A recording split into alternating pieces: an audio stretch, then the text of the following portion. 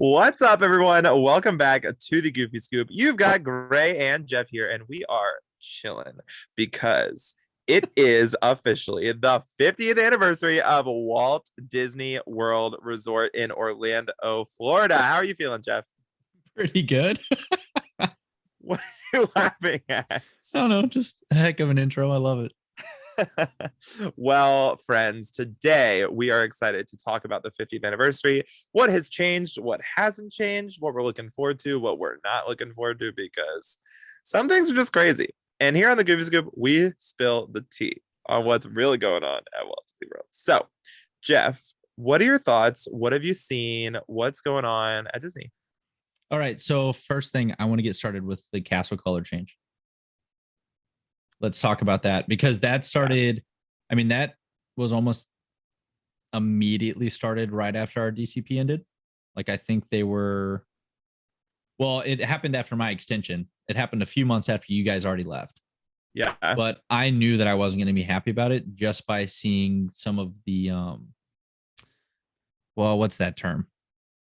I guess mock-ups is what I'm trying to think of. Mm-hmm. And I just knew from those mock-ups, I was like, this is not good at all.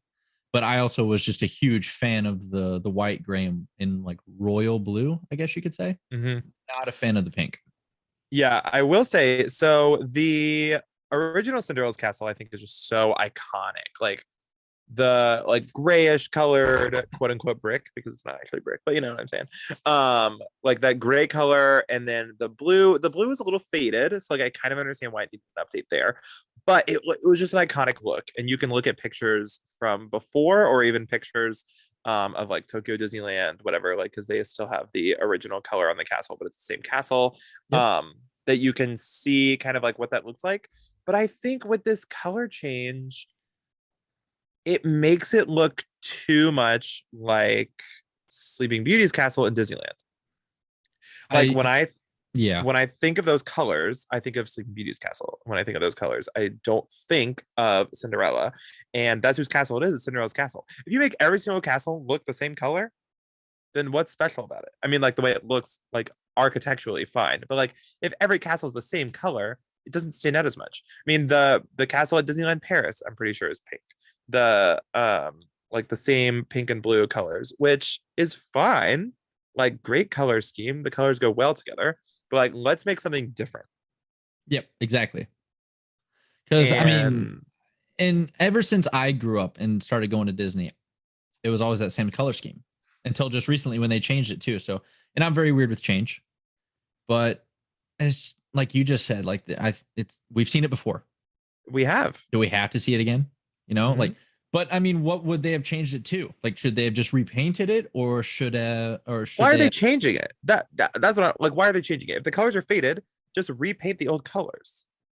Like, I mean, I agree with you 100%. But here's the real question, which I honestly am not excited about the answer to it. But was this a change for the 50th, or is this a permanent change? I think that they changed it because of the 50th. I mean, I don't exactly know. I this is just how I feel about it. I'm not basing facts or anything. I think that they did it because they are permanently changing it, but the reason why they changed it, or the timing, was because of the 50th. But they're like, hey, we're gonna do this for the 50th, and then it's just gonna stay like this. Yeah. Well, maybe the 75th. I don't know. I just have a feeling it's not going to change back to what it was, which is what I don't like about it. So like in the 25th anniversary, the castle, they like made it look like a cake or whatever. Which, like, it was terrible. Let's be honest, that was absolutely terrible. If your only vacation to Disney World was the 25th anniversary, I'm so sorry, because the castle looked like garbage. I was gonna say that, and with when they decorated it like Stitch toilet paper. Oh, with like the toilet paper. That was rough too. Yeah, it didn't look good. This is at least a little bit more classy, which like is good. Yeah, it definitely has an elegant feel to it, especially with the gold. I just think the color scheme is overdone. It's been done. Let's choose something else. Yep. Go ahead. With that color scheme, I think it's evident in everything else going on with the 50th. Yes. Like you're seeing it in merchandise. You're seeing it in like, I mean, mainly merchandise, I guess, but like in the food. And you're seeing that color scheme everywhere, which like we've all seen it before. Why are we just redoing the same things? Let's come up with something new. Like it's the 50th anniversary. This is a huge deal. Why are we Yeah. doing the same thing? Very true. And I don't know. Disney's a very good company. Don't get me wrong. But I think sometimes, just like any other company, I think sometimes they kind of take the lazy way out or the easy way out, I guess you could say. Mm-hmm. And they're just like, well, it worked in Paris or it worked for Sleeping Beauty's castle, like blah blah blah blah blah. And they're just like, well, if it works there, it's gonna work here. Like we know what makes the guest happy. Let's not take a risk. Let's just get it done and get it over with. Which I'm not saying that that's a good thing to do by any means, but it's also safe because when I first looked at the castle on my first trip, actually seeing it completed, I was like, oh god, like, but after I kept staring at it, after a while, it slowly grew on me. I'm still not like a huge fan of it, but I'm just like, okay, that's Cinderella's castle now. So I think currently with the 50th, it looks good. So like the with the 50th medallion and the gold like banner or things that are on it and like all that with the color scheme, it looks good. But when the 50th is over and they take that off, I just think it looks like it looks like Sleeping Beauty's castle. Yeah, and I'm over that. Yeah, it definitely. Bottom line, I miss the old color scheme. Yeah. 100%. But I think with that, like talking about some of the merchandise, I mean, these are colors that we've seen for years. Like this mixture of colors. You have like the bluish, like indigo purpley color and the gold, which is like everything. I mean, the Spirit jersey's that color, the hats are that color, the ornaments are that color, the mugs are that color. And for the people watching on YouTube as well, I mean, you have the hat on too. If you just want to peek this down. Is the 50th anniversary hat. Yep. Walt and Mickey. It just says Walt Disney World 50th anniversary, which like is great, and I love this hat. It's a great looking hat, yeah. But like I just think there's so much other merchandise that also looks like this. Like it also has this look to it.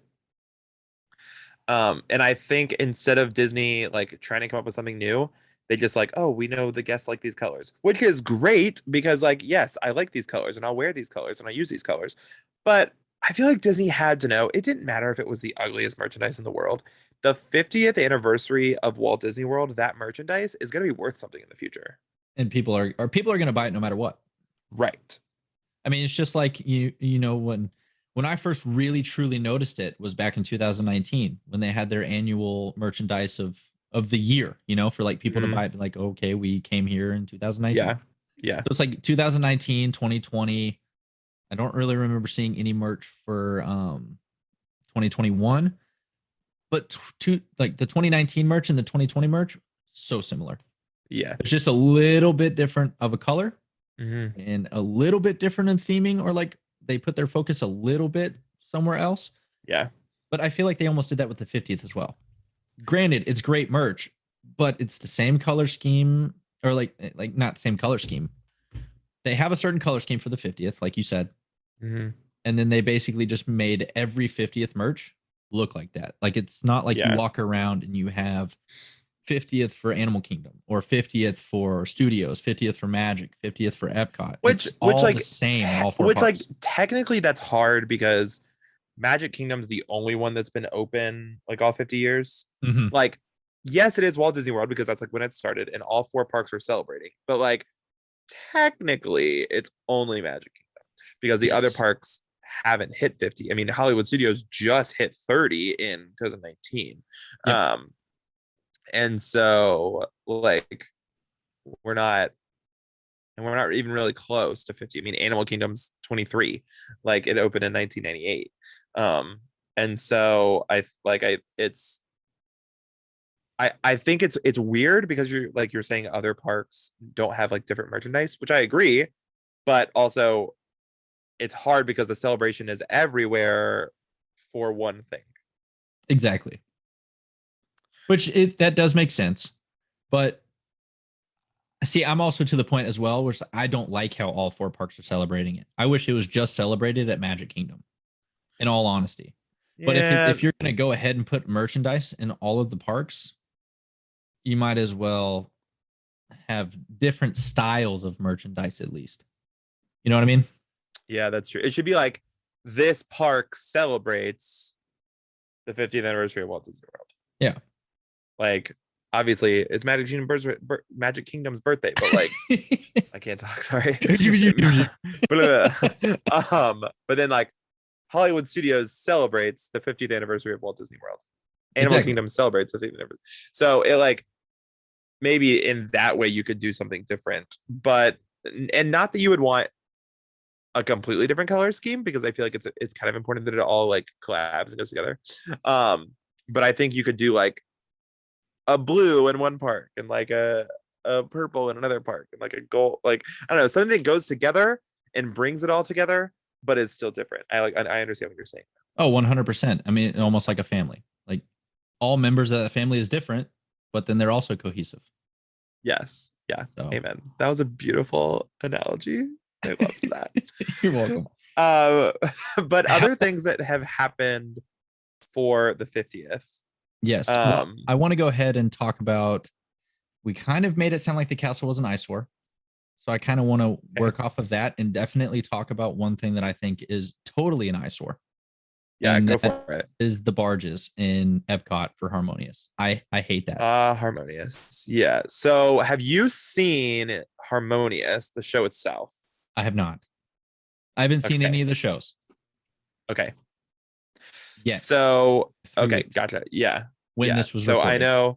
I know you're going on a trip soon. And I have not seen the shows in person, but I have watched them online. So I've watched Harmonious. I think just of this show, I think it's a beautiful show. I think the projections are great. The water like fountain things are great. The fireworks, awesome. The music is incredible. I mean, like if I could just listen to that soundtrack all the time, it would be fine. It's so much different music, like upbeat, slow, and an encompassment of Disney movies and languages from around the world, and like so much. It's great for Epcot. But I do hate the fact that those barges are just chilling in the middle of the World Showcase Lake all day long. Mm-hmm. I'm assuming they would be very difficult to move, and I'm assuming because of that and like some of the stuff they have to do like underwater to make it work is why they have to leave it there. But like they didn't have to leave the earth thing for illuminations in the middle of the water all the time. Yep. They didn't have to leave like some of that stuff for Epcot Forever in the middle of the lake all the time. It's like, why are we having to leave these things in the middle of the lake? Very true. And I am looking forward to seeing the show, so don't get me wrong, but I do remember seeing the barges there on my last trip. The show was not being shown yet, but the barges were there. They were testing it and everything and getting it ready. And I hated looking across the lagoon. It didn't look good at all.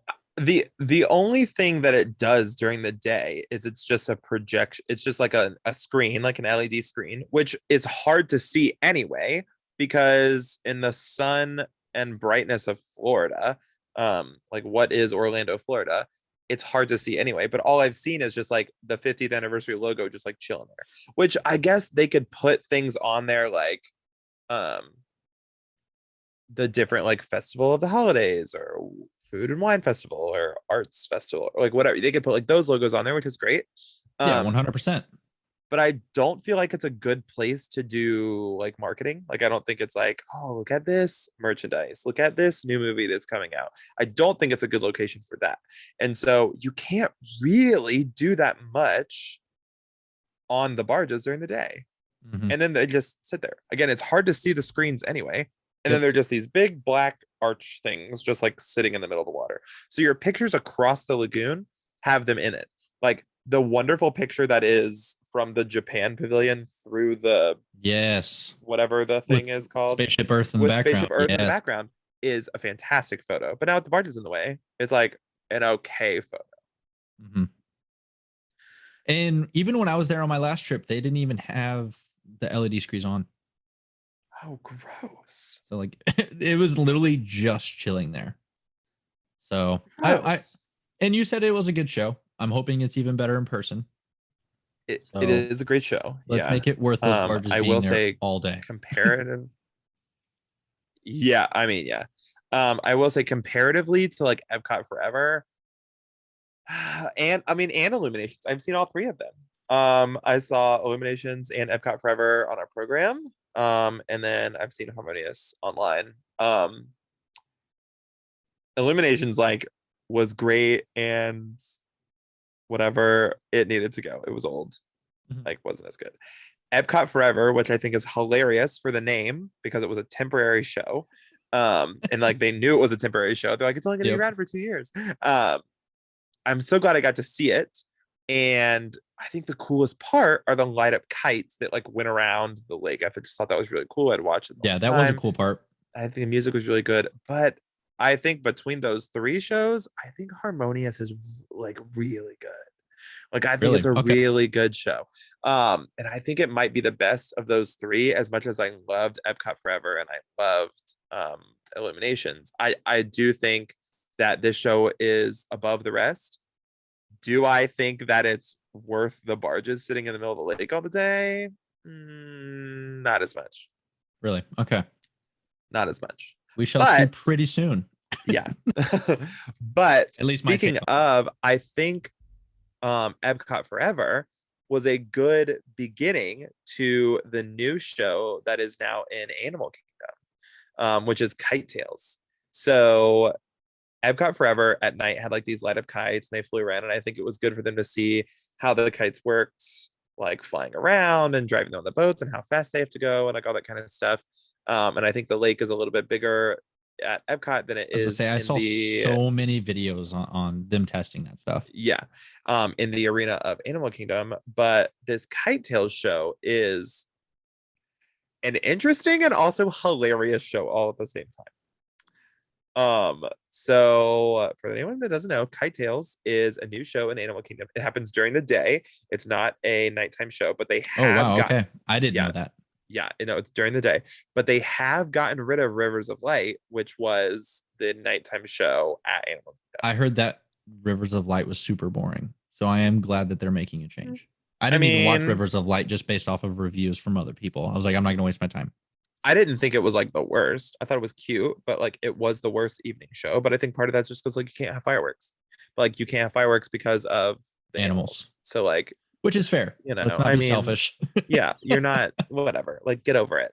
But Kite Tales shows like a little bit of excitement um and also just the realness of what like the world is, I guess. And let me explain that. So Kite Tales, you see these beautiful kites that Disney has created. There's people walking around with kites. There's kites flying on the back of boats and jet skis and like all this stuff going around. You see kites like Simba from The Lion King and the turtles from Nemo and Baloo from The Jungle Book. But the big kites that fly around on the boats have to have a place to land. And you watch these kites land during the show because they like drop one and then bring out another one and they like let one go and bring out another one. And they land on the stands, and just some of the ways that these kites are landing is hilarious because it's like you see that like Blue, for example, is flying through the air and it's like this giant bear just like going around. Yeah. And then it like gets to a certain point, and the way I guess they like turn the boat or like slow down, whatever, it just like falls into the stands. And so it looks like Baloo the bear is like gonna tumble on top of some people. Which like everyone at like they have it down to a science. They have like an area that's blocked off so people don't sit there. Like no one's gonna get hurt. Yeah, But absolutely. it's just funny because you're seeing like the realness of what things are. Like we can show you the beauty of this kite, but also like sometimes not everything's beautiful. Like you see that kind of like quote unquote like backstage, like how this works type of Is that thing. what they're shooting for though? Or do we know? I don't know. Every time I've seen something about that show, again, I haven't seen the show in person, but every time I see that something about this show, it's just like that's what it is. Like they're showing off these beautiful kites. But because of the size of the lake, they can't have all of them up at once. Because these kites are, I mean, they're huge. They're big, yeah. Like looking at them in pictures, they may not be like this big, but it reminds me of like looking at a Macy's Day Thanksgiving like balloon float thing. That's like in my head, that's the size of the kites. I'm fairly certain they're much smaller than because the Macy's Day like Thanksgiving Day parade balloons are like ginormous. But I just like I imagine seeing this like really really big kite in the sky and it just like plops over and flies into the stands. And there's a bunch of cast members that, like run over and they're like and like tumble and like get the kite so that guests don't get it or whatever. I hope they But perfect it though by the time that they're actually going to perform it. no, they are performing it. I keep forgetting that. They're like this is happening. I the time is moving so weird right now. Like I keep forgetting it's actually like in effect right now. But I think I don't think there's any perfecting to do. Like I think these kites are supposed to just like fall into the stands. But it's just funny. Like it's just funny the way it looks because like, you're seeing like there's no better way to do this, so you're just gonna watch us let them go. Like I just think it's funny. I just think it's interesting. I'll have to watch that. I don't know if I'm gonna have a full day at Animal Kingdom or not.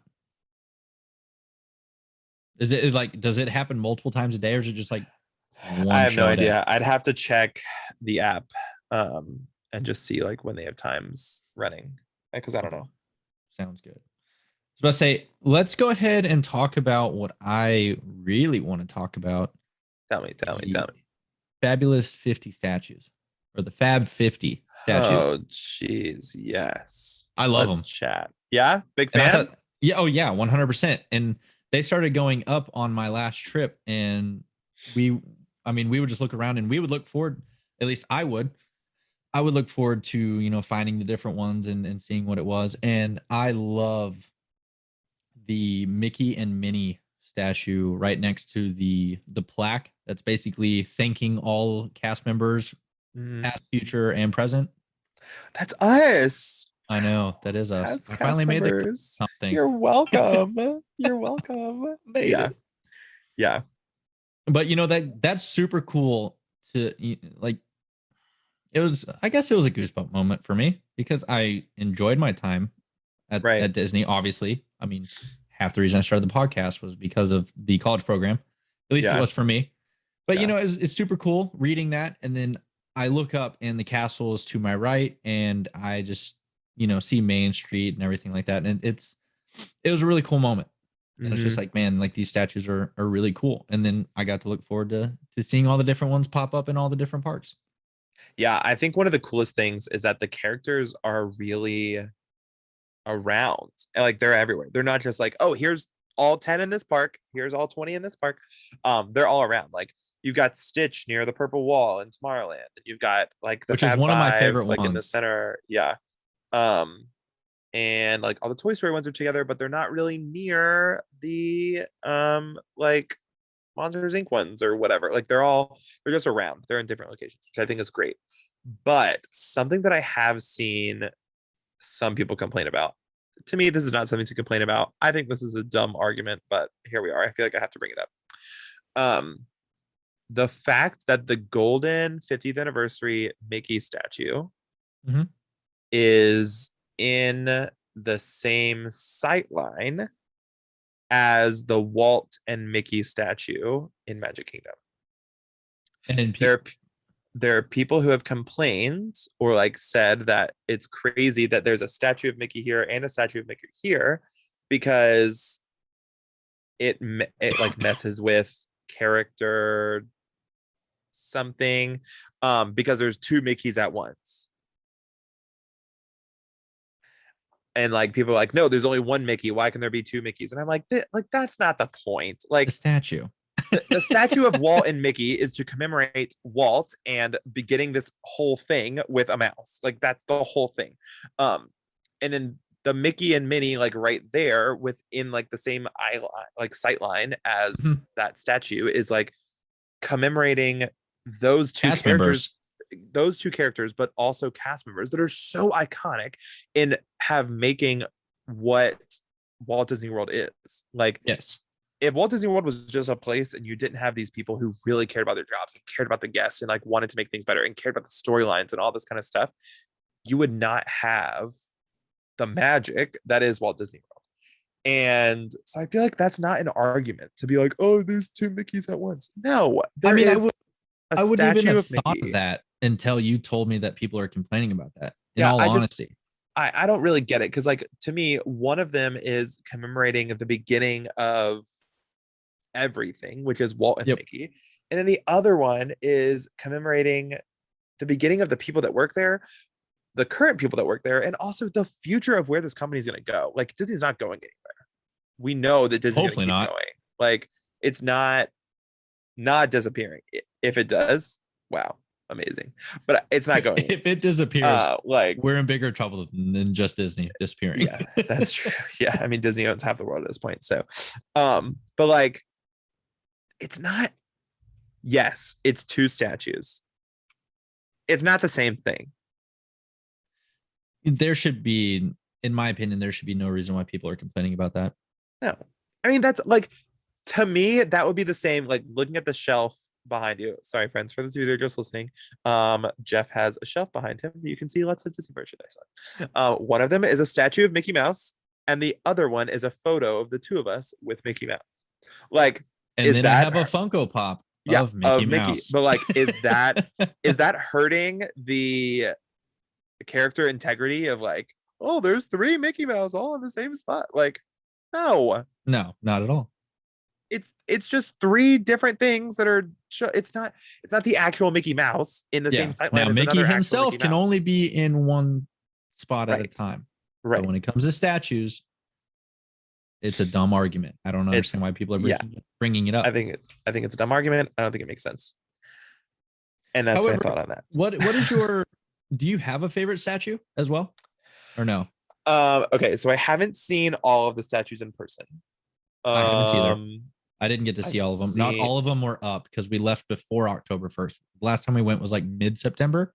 Yeah, so not all of them were up. I've seen a lot of them, and I will say, I was crazy, and I did collect all 50 of the Walt Disney World Happy Meal toys from McDonald's. Crazy cool. That like were holding whatever. I've turned a bunch of them into ornaments. And they look really cool on my Christmas tree. But I think it's cool to be able to see that. One thing that confuses me is why some of these characters are iconic. Like which ones? If people are watching and wondering while I'm actually looking at my screen and actually looking through the different characters. But so Joe Gardner is the main character from the movie Soul that came out Christmas of 2020, like in the middle of the pandemic stuff. Everyone's at home, no one's doing anything. Yep. Which is great, fantastic movie. I thought it was good. You do have an African-American like main character, which is probably a pretty big thing, but like he's not the first one. I mean, you have Tiana. That movie came out a while ago, like Princess and the Frog, and like there's a bunch of other ones. I don't know. Well, let's see. Maybe not a bunch, but like I just don't. I don't know why he is so iconic. Like I think he's a great character. I think it's cool to include him because it shows like new. Like Joe Gardner is probably the newest one of all of the statues of all the characters, and then you have like Mickey and Minnie who are literally the very first characters. So I think it shows that there is an array of characters, which is really cool. But like I just don't understand why he is iconic. Yeah, I agree with you there. Yeah, I mean, I've actually never seen Soul. I never watched. I never got around to watching it. You should watch it. It's good. I've heard it's pretty good. I just never got around to it. It looks like he was located by the archway at Hollywood Studios, though. However, like right in center stage. Yeah. Anybody's curious about that. But like looking at these lists, I think probably my favorite one. I'm gonna go ahead and say that I have two favorite ones actually, because the first one that I ever saw was Simba at Okay. Animal Kingdom, and I just love that because it was like the first one that I saw, and I was like, oh, statues are up. You know, like there's just like a cool moment. Yeah. But I think I'm gonna have to go. It's a tough one because I remember seeing R2D2, and then I also remember seeing Miguel and Dante at Epcot as well. Like, those were like one of the very few that I saw first. Yeah. And granted, Coco's relatively new as well. It came out in what, 2018, 2019? Maybe a little bit. Something like that, I think. Yeah, so maybe before that. I don't know. Time's moving quick here lately within the last couple of years. My timeline's a little rough. Yeah, I have no idea. But I just like seeing those. I remember seeing those. And then Stitch was cool. Stitch is one of my favorite ones, not one of the first ones I saw. But yeah, they have a lot of different ones. Not a total of 50 statues, only 36, because some of them are, for instance, like doubled. Miguel and Dante, they're doubled together. Yeah. I think Timon and Pumbaa are together too. Yes, they are. Yeah. And there's like a few other ones. But one of the things that I think is so interesting is some of the characters are not characters that you would think are iconic or like have made Disney what they are. Yeah. But like they're better than the main characters. I mean, you have a statue of Frozone and a statue of Edna Mode, which like in my mind was like, why are they statues? But then like you like give me a few minutes and it's like, hold on, who are the two people from the Incredibles movies that people quote all the time? Number one is Edna Mode, you know, like no capes, and like Edna Mode, like doing the whole thing. Edna Mode. Oh, yourself together, you know, like the whole Edna Mode thing. And then the other one, Frozone, being like doing the whole super suit thing. Where is my super suit? Where is my super suit? Yeah. I put it away. Yeah, but like that whole scene, like it's so, those two characters are iconic, not because they are the central characters of that movie, not because they're the main people, but because they're highly quoted and highly favored by the audience, 100%. Which I think is crazy and incredible. No pun intended. That was pretty good, actually. Yikes, I hate myself for saying that.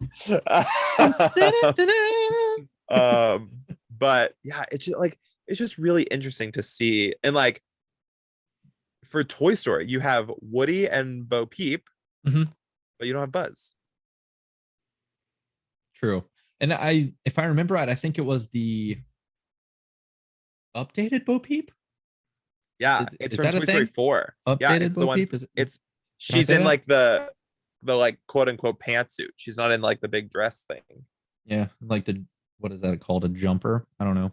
Yeah, I don't know. Romper, whatever. Romper, yeah. Yeah. But yeah, that you are true. But like I just think it's interesting. I think there are definitely other characters that are just as iconic. But I also think if you like really put your heart into some of these characters, it's the characters that people are relating to the most and the characters that people are quoting and like having fun with. It may not be, I'm not wearing a shirt that has Frozone on it. I'm wearing the red shirt with the eye in the middle. But I'm not actually wearing that right now, but you're not going to see me dress up as hope Frozone. Not, or I need to go see a doctor. I know, that's not what I'm seeing. But you're not seeing me wear a shirt like that. You might see me wear the actual Incredible shirt. You're not going to see me wearing an Edna Mode shirt. You're not going to see me wearing a Frozone shirt. But also I'm not quoting like I don't even know what they say in the movie. Like the Incredibles? Yeah, I don't even know. The first one that comes to mind is like Dash, when he's just like, we're alive, but we're dead. Oh yeah, but we're dead. I use that like, all the time. But like those aren't the characters that I'm focused on. No, I'm focused on the comedic funny of those movies, which is Edna it's like and Frozone. Even a lot of times, like my sister or like one of my friends that knows about the Incredibles, which is most of us because we grew up and watched that at a very young age. That's what we wanted to go see at the theaters back then. Yeah. But like I'll answer it like half my face showing, like Edna does, and she's like, "Oh my God, you've gotten fat. Come in." Yes. And like that's one of my favorite parts of that movie is because like I always just remember seeing that because obviously like I'm not calling my sister fat or any of my friends fat, but Yeah. I'm just quoting a movie and It's they like they it's enjoy it, they funny. laugh. Yeah. Yeah.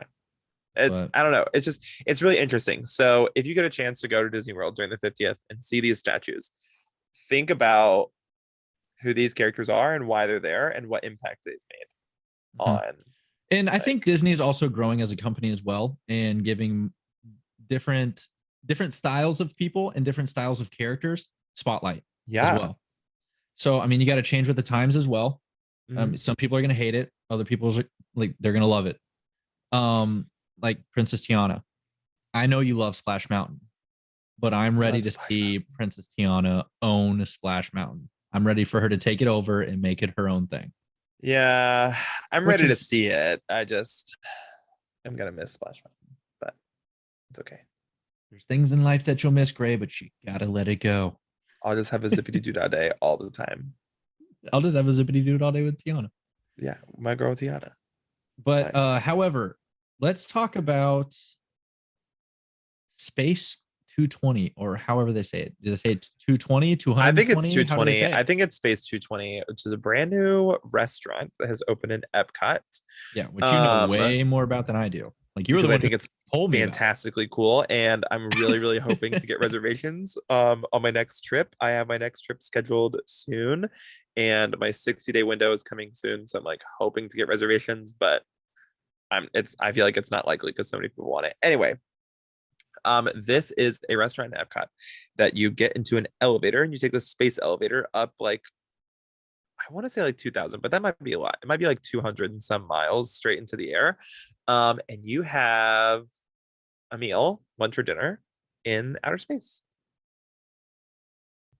That's it. Which I mean, like what I was telling you though, when you first brought it up with me for the talking about Space 220 or 220, however we want to say it, yeah. it sounds like how cosmic rays should have been.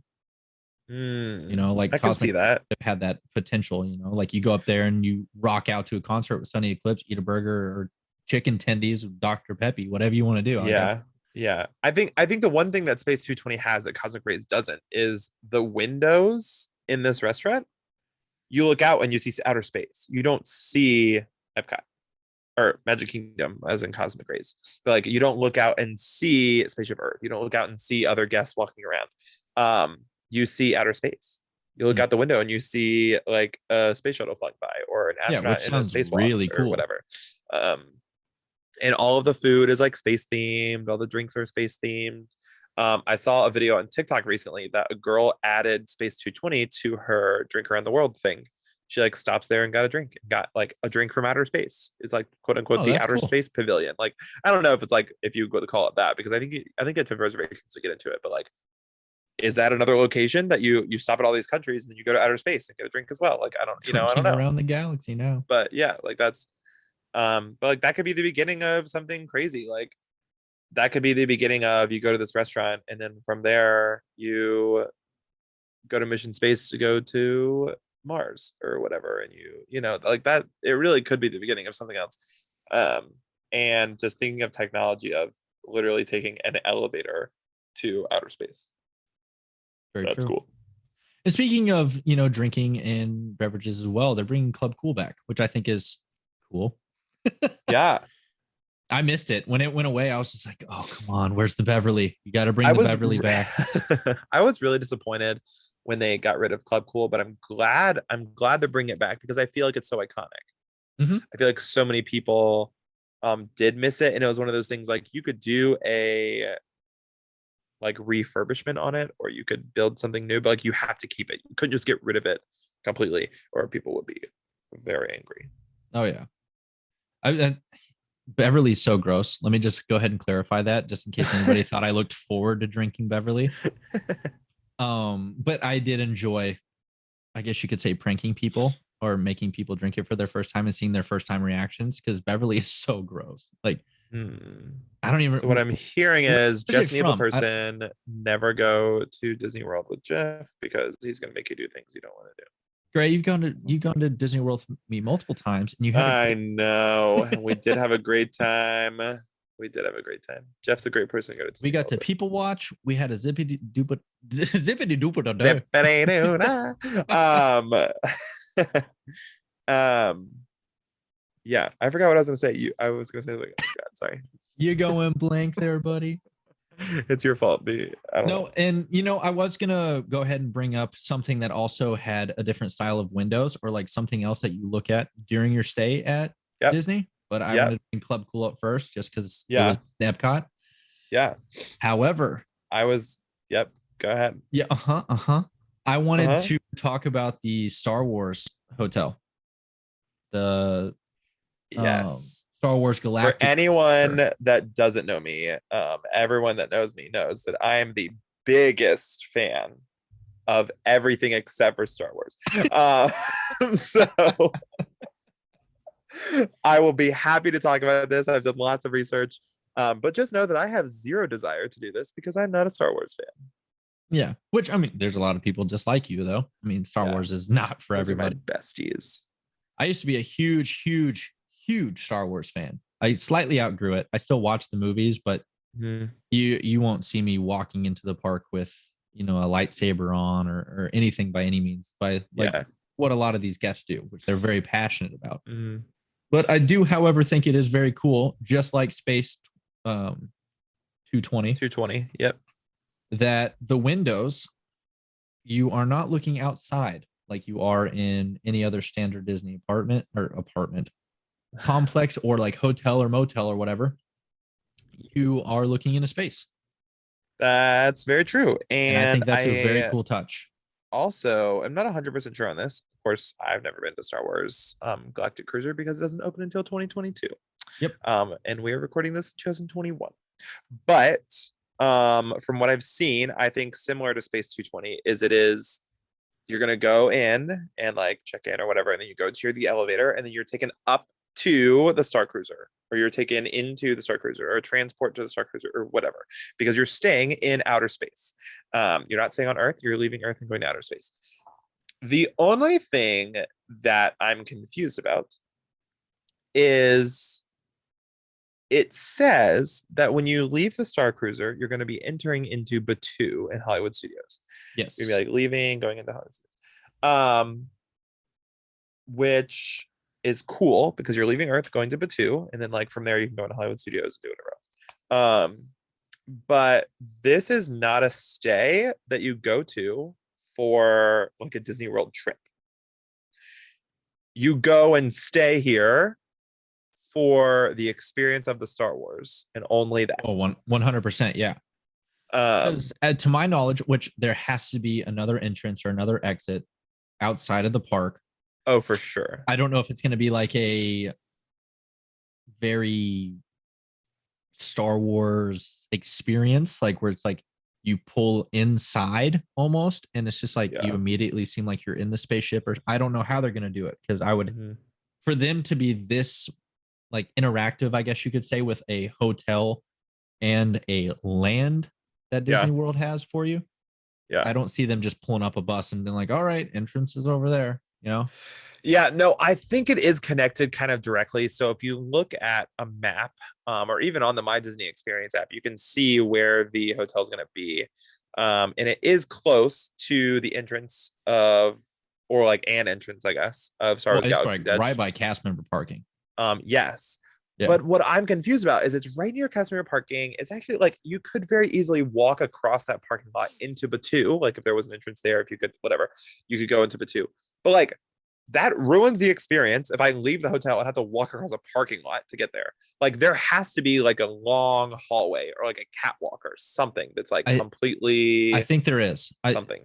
Yeah. I mean, we would definitely have to research it and talk more about it later on this podcast. But as to my knowledge, or at least how I would like to think, there has to be some sort of hallway or like just a spaceship looking thing.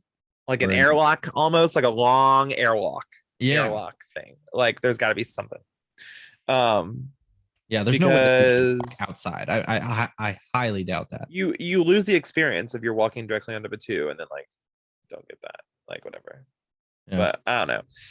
The other thing I would like to discuss with the Star Wars Galactic Cruiser is why does it cost $1 billion to be there for 2 days? Because it's a supposedly a heck of an experience. It's like, oh, once in a That's what I'm lifetime told. experience. That's what I'm told, but I don't So believe it. For those of you that don't know, I should have looked up exact numbers and I don't have them, and I'm really sorry. For a 2-day stay at the Star Wars Galactic Cruiser, it's a lot. it's like $4,000 or $5,000. And this includes your entrance to Hollywood Studios. Great. This includes your hotel. This includes, I think, a meal or two, like maybe one or two, like sit down table service / quick service meals, maybe one of each or something like that. But I still think it's way too much money, and I think it's insane that they would make you pay that much. Oh, it's a lot for me. I wouldn't want to pay it. Yeah, no. And it's not something that I would want to do. Now, I'm not as big of a Star Wars fan as some other people are. And I know there are people out there in the world that have like multiples of the lightsabers that you can build in Galaxy's Edge.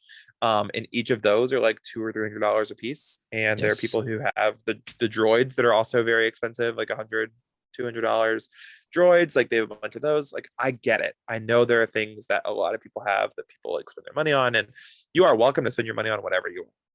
But I still think this is an outrageous amount of money for the experience. I haven't True. done it. I have not done the experience. People I will cannot pay it give though. I cannot give a first person whatever. And I do agree. I think people are gonna pay it. But Oh, they will 100%. I just I think it's ridiculous. I think in 5 years, you think it'll go down? Who knows? Opening to 5 years later, do you think it'll be more reasonable? Will it They'll just be probably. another hotel, or will it still be like only an experience thing? I mean, I think it's going to be a very long reservation list for sure, especially with the Yeah. experience that they're promising people. Oh yeah. As far as the price going down, I don't know. It'd be interesting. I'd like to think so. Just like anything else, like when something first arrives and next thing you know, it kind of diminishes. But But I think it just depends on how big the experience is. I mean, people said that about Flight of Passage, like, oh, after it's not new anymore, you're gonna have like the lines aren't gonna be as long. That line is still forever long because it's an amazing experience. oh, 100%. I want experience basically to be so in depth Star Wars, to which I mean, obviously they're going to have to do like a limit to it per room because there's just going to be people that do it just for fun or just for the experience, and it would just get very old. Yeah. But let's just say, two people are staying in a room. Okay, well, we need 2 towels. Like we got to shower the day off. I don't want somebody from the front desk or somebody from custodial to drop the 2 towels off. If I'm paying $5,000 for a Star Wars experience, I want a droid to drop those 2 towels off. I mean, I think that will I think it will be like that. Yeah. And I have a feeling it'll be like I mean, how cool would that be? To get a notification your towels have arrived. You open the door, droid's there, beeping, whistling at you, and you got 2 towels. Yeah, that's true. That'd be really cool. Super cool. I don't care if you're not a Star Wars fan or not, Gray. That would be super neat. No. That definitely would be really cool. Yeah. But the question is this the beginning to having robot people that deliver things to you? Less cast members for Disney? We are farther along than you would like to think. Oh, on robots and AI. I'm pretty sure I've seen videos of like robot things delivering things to regular hotel rooms in regular places that aren't Disney. So yeah, because I think in big cities, I mean, I don't live in a very big city, but I think in like big cities, I think they have robots that deliver pizza now. I'm not for sure. It wouldn't surprise me. It wouldn't surprise me at all. But I mean, it's just crazy. However, speaking on notifications and stuff and the Disney Experience app and everything like that, can we kind of dive into the Magic Band Plus and the Genie Plus? Of course we can. Even though we're not like fully knowledgeable of it, but yeah, we will talk about it and let it. Genie Plus has started. Genie Plus is the new fast pass system. Magic Band Plus has not started yet, as far as as far as I know. I believe it starts Great. in 2022 for the Magic Band Plus. Genie Plus is Great. already into effect. Awesome. So Genie Plus is $15 a day per person. And you get access to the lightning lane or whatever for certain rides, which is the fast pass lane. I'm just gonna call it a fast pass. Are they gonna? Would they say that over the phone or at box offices? They're not gonna just say lightning lane. The lightning lane. It's the lightning lane. Ka-chow. I don't know. I know it's called the lightning lane. All the like signage has been changed, but you can only like pick up to a certain amount within a certain amount of time, and then it changes. But this is only for certain tier rides. So just like in the past with the fast pass system, you have a tier level of certain rides. So like the top rides are going to be Flight of Passage, Slinky Dog, Rise the Resistance. Like these are going to be your top rides. And for those rides, Mount Everest, I think, is even on that list. You have to do more for. But for each of those rides, you have to pay extra for. So on top of your $15 per day to go on Everest and use the lightning lane, you have to pay an extra $7. So you're at $22, $22 to ride all the like, these are okay rides and Everest. But then also, if you want to see Festival of the Lion King in the lightning lane, that might be like a regular. I don't know. I'm trying to think of something. Let's talk Hollywood Studios, because I know there's at least 2 rides there. So Slinky Dog is an extra like $11 on top of your 15. So you're at $26 for the day. And then per Rise, person or for the group? No, per person. And then on top of that, if you want to ride Rise of the Resistance, that's another like $12, I think. So you're at $37 per person for these rides just to like walk onto these rides. So no matter what you're looking at, I mean, it's probably going to average out to $50 to $65 per person, I feel like. Yeah, per day. Not per trip, but like per day. No, per day. So if you do 4 days at the park, like one per park, $50 average per person, that's an extra $200 per person for your trip. Which sounds like a lot of money, but there's so many families and so many guests that they only have the opportunity to go like once or twice. And I guess it is worth it when it comes to that aspect of it. Okay. But, so part of me says this is your only chance to go. It's worth it because you will have the chance to do everything. Absolutely. Because you're doing lightning lane for everything. You're not waiting in any line. It's a huge advantage if you're only able to go once in a lifetime. Yes, I think it's a huge advantage. But also, if I have a family of 4, or let's say a family of 5 for round numbers. If I have a family of 5, that's an extra $1,000 to my trip for a 4-day trip. That's an extra $1,000. Just to save time. Just to save some time. Is important at Disney. But like, don't get me wrong. If this is my only chance ever to go to Disney, I probably don't have that extra $1,000. I probably have just enough money to get to Disney and just enough money to pay for like 2 meals a day per person. Just enough money to buy everyone 1 pair of ears or something. Like I don't have an extra $1,000. Just very, very budgeted. Yeah. Yeah. And so like, and I feel like that's how a lot of families that go to Disney are. I mean, more than you think. Yeah. That you're very right. Cause I mean, I do remember being on the program and, like before that on trips, I would always just take the bus system. We would always stay at Pop Century. We would always just take the bus to the front of the park, walk in. I didn't see what it was like in the parking lot. So on those days where I would arrive at the park at, around lunchtime or early dinner time, you see more families in the parking lot than you think, eating PB&Js and Cheetos, Doritos, all that stuff. Which don't get me wrong, anybody listening and they do that, I'm not judging you.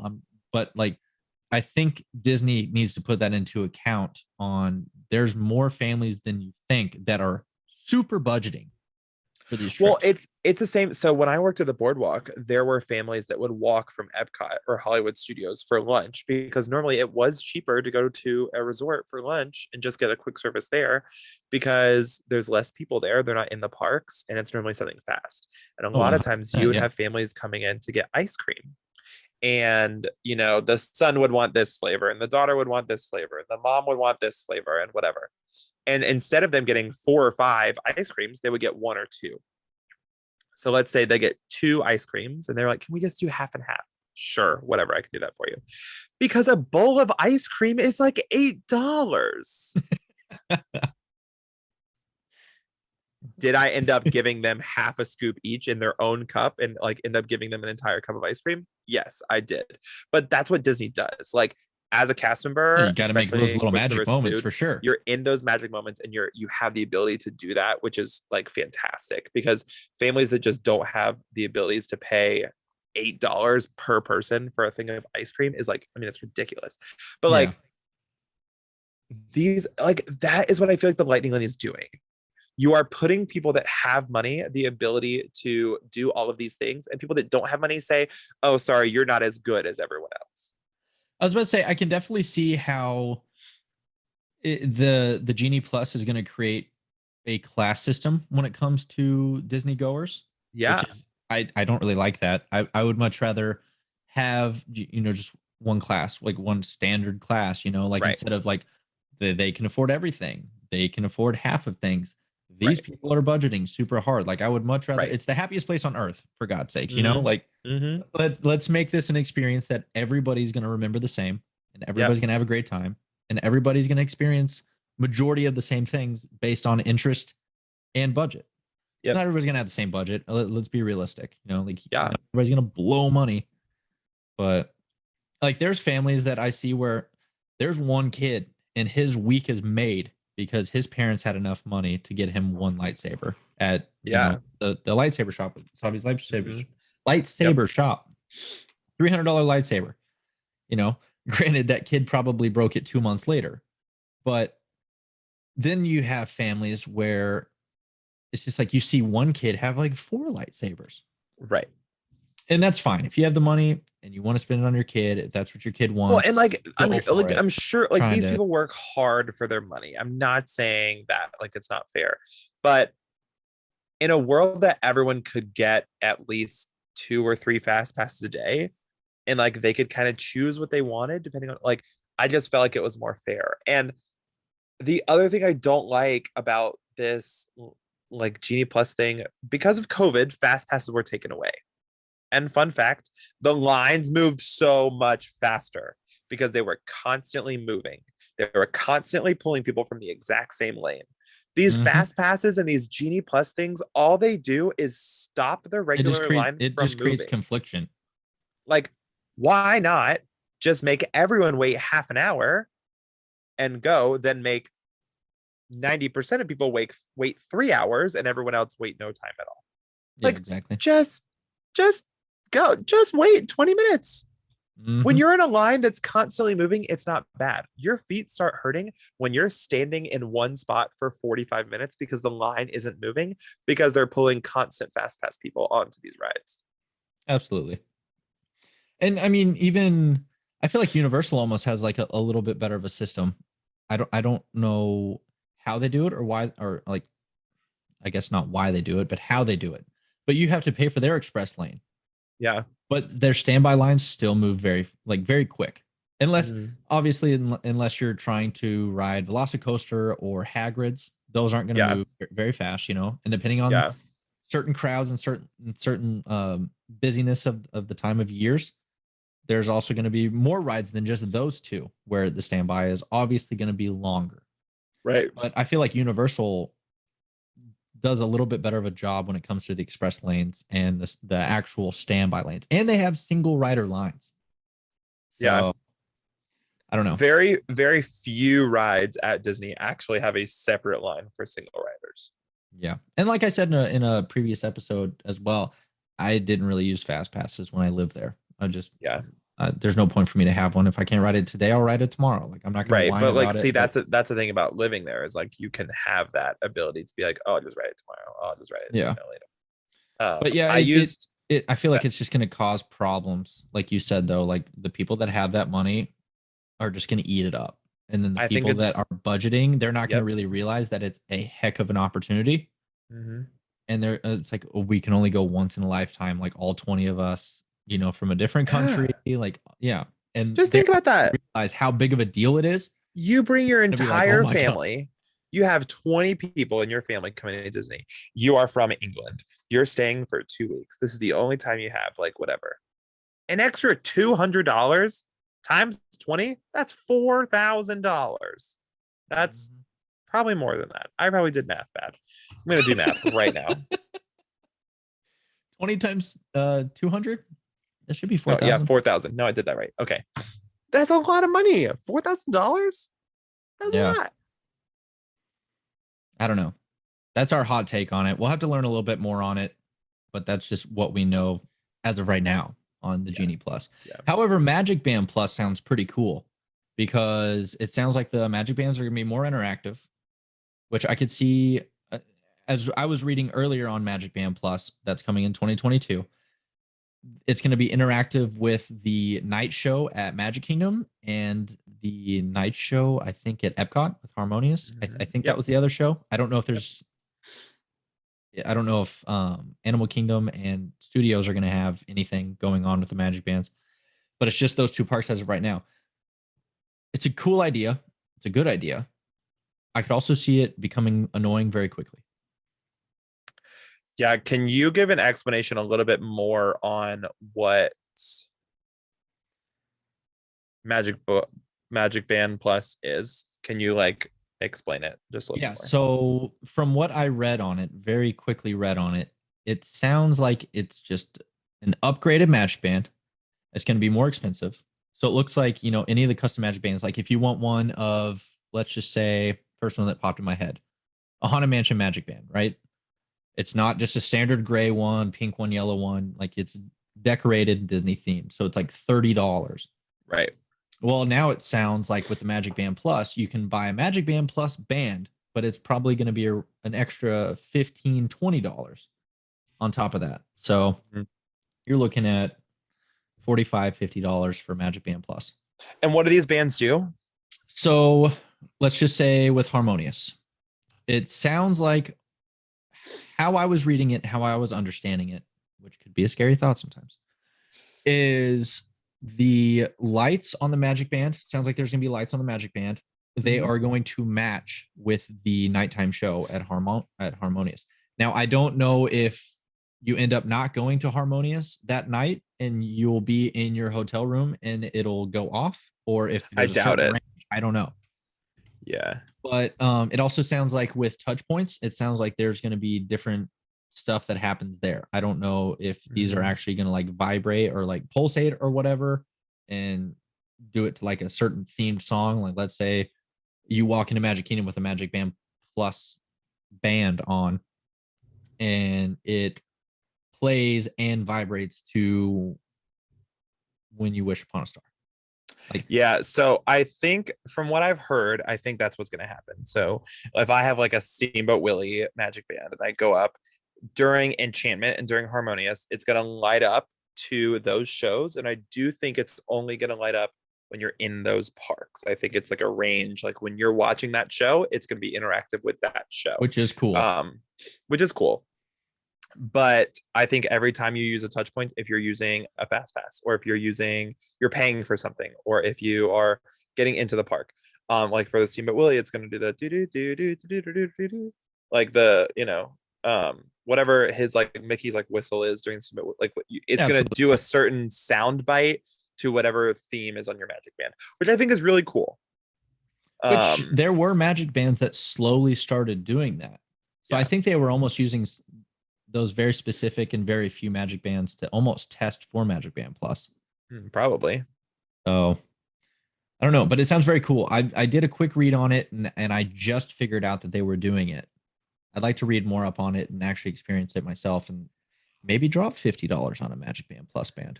But yikes, that sounds rough. But no, it sounds super cool. And the kiddos are going to love it too. Like, it's like, I can just see like a little girl, little boy, like they got Lightning McQueen or they have Princess Tiana on there. And next thing you know, like it's lighting up at the nighttime show, like fireworks are going off, their wrist is lighting up. Like, that they're going to have a blast. It's just that extra little touch of magic for the guest. I lost your audio, Gray.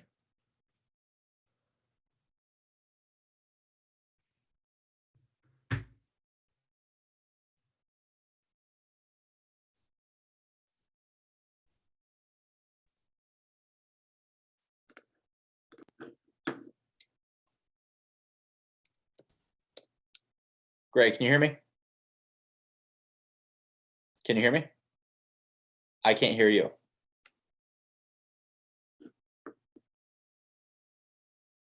I can't hear you.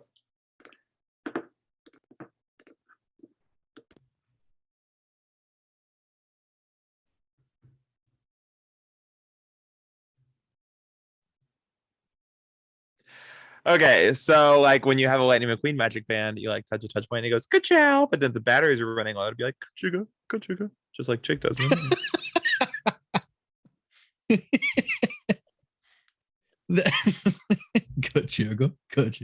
I think that would be hilarious. That It's would probably be- definitely not what happens, but that would be hilarious. Yeah. I Magic Band Plus sounds super cool. Genie Plus, not so much. Genie Plus, I think you're going to run into certain issues with certain guests not being as happy as they want to or need to be. Magic Agreed. Magic Bland. Look forward It's to bland. it. It's very the bland. magic has gone boring. Yeah. But Magic Band Plus actually sounds like a pretty cool experience, especially for It kids. does sound really cool. I mean, it might be cool a couple times for, guests and Disney goers our age and older.